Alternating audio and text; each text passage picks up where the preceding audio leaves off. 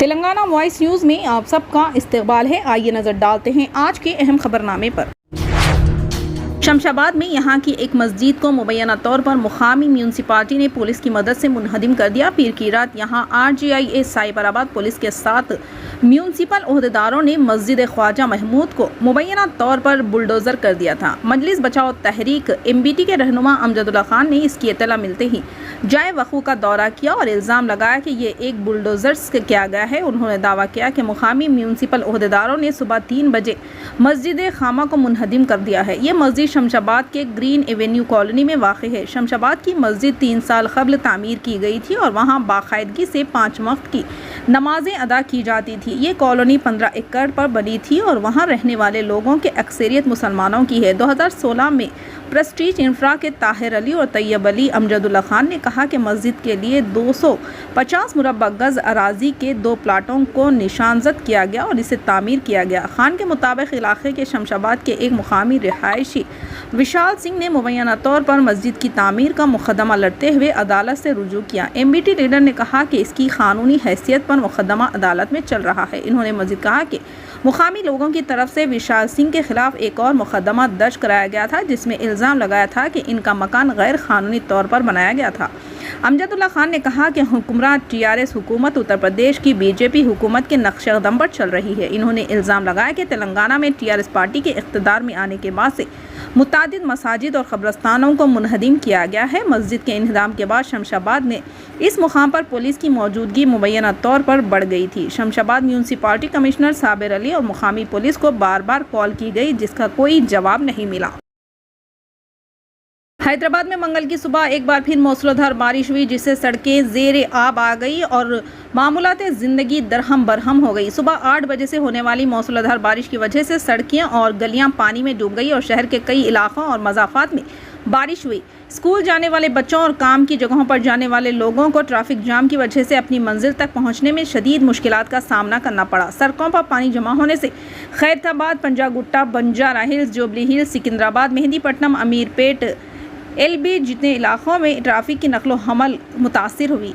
نارائن گوڑا اور حمایت نگر، اتاپور، اوپرپلی، راجندر نگر اور دیگر علاقوں میں بھی گاڑیوں کی آمد و رفت متاثر ہوئی چونکہ ٹریفک کے چوٹی کے وقت میں شدید بارش کے نتیجے میں مزید ٹریفک جام ہونے کا خدشہ ہے۔ حیدرآباد ٹریفک پولیس نے شہریوں سے اپیل کی کہ وہ بارش کے رکنے کے بعد فوری طور پر اپنا سفر شروع نہ کریں۔ ٹریفک پولیس نے الرٹ میں کہا بارش کا پانی نکلنے کے لیے 2 سے 1 گھنٹہ انتظار کریں اور موسلادھار بارش کے نتیجے میں ہونے والی ٹریفک کی بھیڑ کو کم کرنے کے لیے اس نے شہریوں پر بھی زور دیا ہے کہ وہ غیر ضروری یا اتنے اہم سفر سے گریز کریں۔ شہر میں تازہ بارش نے تباہی مچائی، یہاں تک کہ گزشتہ ہفتے کی بارش سے کچھ نشیبی علاقے زیر آب آ رہے ہیں۔ ریلوے پروٹیکشن فورس کے 40 اہلکار جن میں 2 خواتین بھی شامل ہیں 20 رائل انفیلڈ بائکس پر پیر کو آزادی کے 75 سال کے موقع پر حیدرآباد سے نئی دہلی تک موٹر سائیکل ریلی پر نکلے۔ وہ یوم آزادی سے 4 دن پہلے 11 اگست کو نئی دہلی میں نیشنل پولیس میموریل پہنچنے سے پہلے تلنگانہ، مہاراشٹر، مدھیہ پردیش اور اتر پردیش کا احاطہ کرنے کے لیے 1700 کلومیٹر کا سفر کریں گے۔ یہ team south central railway, east coast railway, south east central railway, southern railway اور ساؤتھ ویسٹرن ریلوے کے اہلکاروں پر مشتمل ہے اور اس نے حیدرآباد کے نکلس روڈ ریلوے اسٹیشن سے آغاز کیا۔ اس کا مقصد جدوجہد آزادی اور آزادی کے 75 سال کا پیغام پھیلانا ہے۔ ہندوستانی ریلوے کے ذریعے آزادی کا امرت مہوتسو کی تقریبات کے ایک حصے کے طور پر شروع کی گئی پہل کو جھنجھوڑتے ہوئے Arvind Kumar Jain, general manager incharge SCR نے کہا کہ ہندوستانی ریلوے نے تحریک آزادی میں اہم کردار ادا کیا۔ انہوں نے کہا کہ آزادی کے جنگجوؤں نے پورے ملک میں قوم پرستی کے جوش کو بڑھانے کے لیے ریلوے کی سہولت کا بڑے پیمانے پر استعمال کیا۔ ممبئی سے تعلق رکھنے والی ایک خاتون جو 20 سال قبل کام کی غرض سے بیرون ملک سفر کے بعد لاپتہ ہو گئی تھی، سوشل میڈیا کی مدد سے پاکستان پہنچ گئی۔ حمیدہ بانو 70 سالہ جو پاکستان کے شہر حیدرآباد میں رہتی ہے، حال ہی میں 2002 میں دبئی میں گھر میں کام کرنے کے لیے شہر چھوڑنے کے بعد مضافاتی کرلا میں اپنے خاندان سے رابطہ کرنے میں کامیاب ہوئی۔ خاتون کے اہل خانہ کے مطابق ولی اللہ مارو جو پاکستان میں ایک سرگرم کارکن ہے نے بانو سے ملاقات کی جس نے انہیں بتایا کہ کس طرح ممبئی کے ایک ایجنٹ نے انہیں 20 سال قبل دبئی میں کام کا وعدہ کر کے دھوکہ دیا اور وہ اس کے بجائے پڑوسی ملک چلی گئی۔ بانو نے پاکستان کے صوبے سندھ کے ایک بڑے شہر حیدرآباد میں رہنا شروع کیا اور بعد ازاں ایک مقامی شخص سے شادی کر لی جس سے ان کا ایک بچہ ہے، لیکن بعد میں ان کے شوہر کی موت ہو گئی۔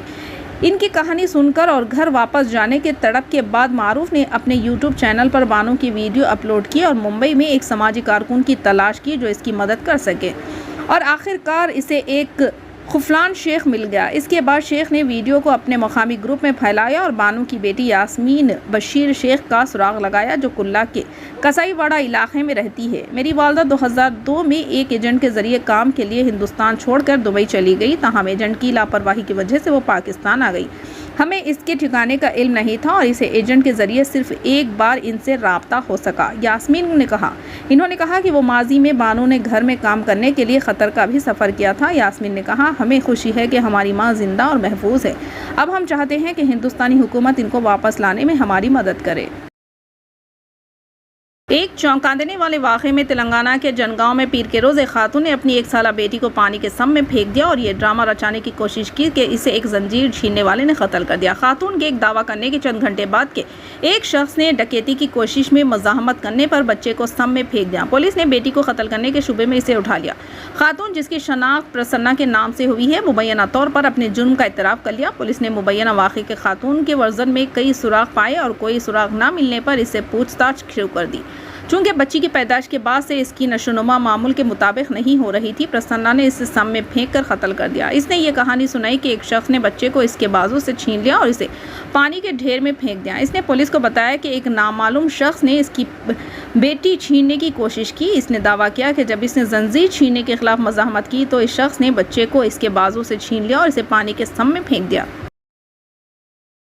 سواتنتریہ بھارتی وجرو وستالو کے ایک حصے کے طور پر تلنگانہ ٹورزم 8 اگست سے 22 اگست تک ریاست بھر کے تمام سیاحتی مقامات پر قومی پرچم لہرائے گا۔ تلنگانہ کے وزیر سیاحت وی سرینواس گوڑ نے محکمے کے عہدیداروں کو ہدایت دی کہ وہ مہمانوں کو راغب کرنے کے لیے خصوصی پروگرام منعقد کرے۔ سیاحتی مقامات انہوں نے پیر کو یہاں سیاحت، کھیل اور ثقافتی محکمے کے افسران کے ساتھ بھی ایک میٹنگ کی تاکہ تقریبات کے ایکشن پلان کو حتمی شکل دی جا سکے۔ انہوں نے کہا کہ تمام سیاحتی مقامات بشمول تاریخی اور تاریخی یادگاروں کو پرکشش لائننگ سے روشن کیا جائے۔ 15 روزہ تقریبات کے دوران محکمہ ثقافت کی جانب سے خصوصی پروگرام منعقد کیے جائیں گے جن کا حصہ رقص، ڈرامہ، موسیقی، آرٹ اور شاعری سمیلن ہوں گے۔ وزیر کا کہنا ہے کہ یہ سیاحتی پروگرام حب الوطنی اور قومی یکجہتی کو ظاہر کرے گا اور اسے روندر بھارتی میں منعقد کرنے کی ضرورت ہے۔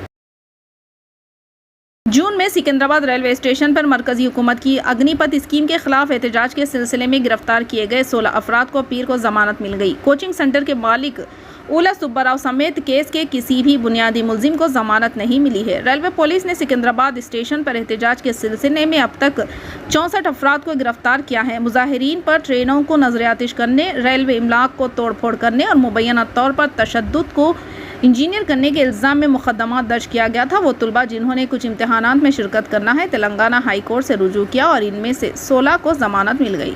انہیں پیر کو جیل سے رہا کیا گیا تھا۔ سبا راؤ اور دیگر اب بھی جیل میں ہیں۔